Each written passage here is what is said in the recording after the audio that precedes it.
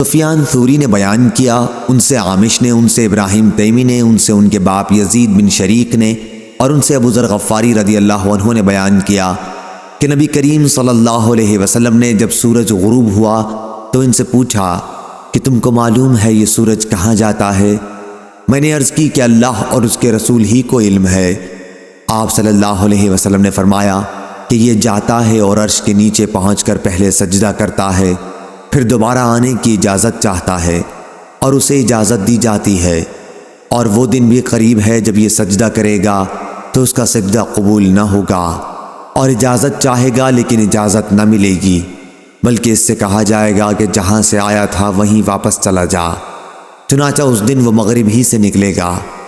اللہ تعالیٰ کے فرمان وَالشَّمْسُ تَجْرِي لِمُسْتَقَرٍّ لَهَا ذَلِكَ تَقْدِيرُ الْعَزِيزِ الْعَلِيمِ، سورہ یاسین آیت نمبر 38۔